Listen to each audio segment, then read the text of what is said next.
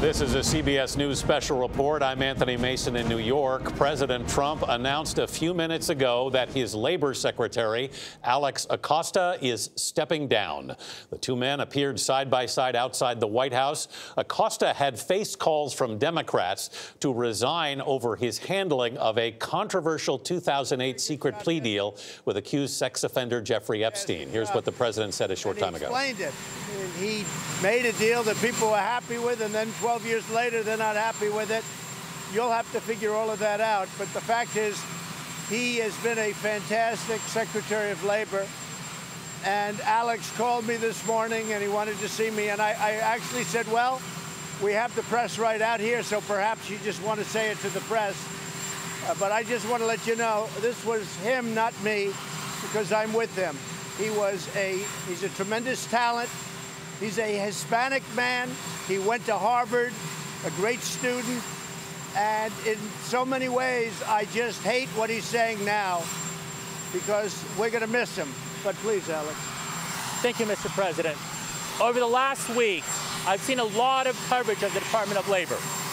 And what I have not seen is the incredible job creation that we've seen in this economy, more than 5 million jobs. I haven't seen that workplace injuries are down, bucking a 3-year trend. Workplace fatalities are down, bucking a 3-year trend. That we had the safest year ever in mining, the lowest number of fatalities ever in mining.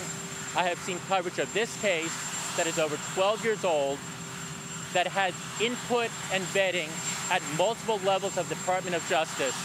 And as I look forward, I do not think it is right and fair for this administration's Labor Department to have Epstein as the focus rather than the incredible economy that we have today. And so I called the president this morning. I told him that I thought the right thing was to step aside. You know, cabinet positions are temporary trusts. It would be selfish for me to stay in this position and continue talking about a case that's 12 years old rather than about the amazing economy we have right now. And so I submitted my resignation to the president effective 7 days from today, effective 1 week from today, earlier this morning.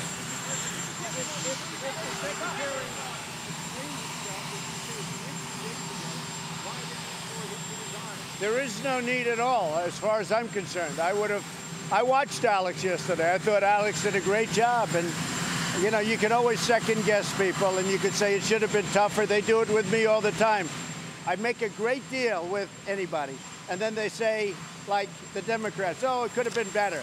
Paula Reed is at the White House now. Paula, just 2 days ago, Mr. Acosta said that he would not resign. What changed?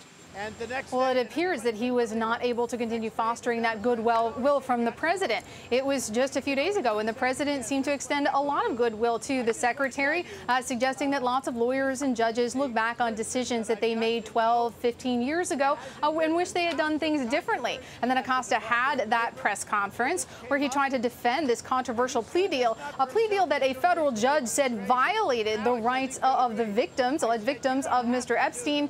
And it went on for quite some time, but we heard nothing from the president after that. But here, even though the president said that Acosta has done a fine job in his position as secretary and in that press avail, it appears that the president is willing ultimately to accept this resignation in the hope that this distraction goes away. Yeah, Mr. Acosta defending his time at the Department of Labor, but this was really about that plea deal, as you said, Paula, which was made around 2008, which Mr. Acosta personally negotiated and approved, and as you pointed out, was ultimately declared illegal in February of this year because the victims were never notified about this secret deal in which Mr. Epstein served just 13 months in county jail. He was forced to register as a sex offender, but he was able to leave jail 6 days a week for 12 hours a day. And of course, this kind of all came up this week because federal prosecutors in New York unsealed a new criminal indictment Monday, charging Epstein with having operated a sex trafficking ring in which he sexually abused dozens of underage girls,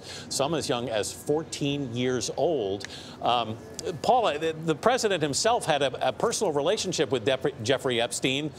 Did he talk about that at all this morning? He did, not willingly, though, Anthony. We had to follow up a few times. We really pressed him. We said, why did you have a falling out with Mr. Epstein? At first, he said the reason didn't matter, and he said he had never been a fan of him. But in fact, in 2002, the president told New York Magazine that he thought Mr. Epstein was a, quote, terrific guy. At that time, the president even acknowledged Mr. Epstein's preference for, quote, younger women. So we really pressed him, and I asked him, I said, sir, it does matter why you had this falling out. And he seemed to confirm reports from folks who have written books on Mr. Epstein that the falling out was related to Epstein harassing some young women at Mar-a-Lago. But, Anthony, it is unusual that the president wouldn't confirm that prior to today. All right, once again, our headline this morning, Labor Secretary Alex Acosta has resigned under pressure in appearing with the president at the White House. Our coverage will continue on our 24-hour streaming network, CBSN. You can watch it at cbsnews.com or on our CBS News app. There will be much more to come on your local news on this CBS station and tonight on the CBS Evening News. Many of you will return now to CBS This Morning. This has been a CBS News special report. I'm Anthony Mason in New York. For news 24 hours a day, go to cbsnews.com.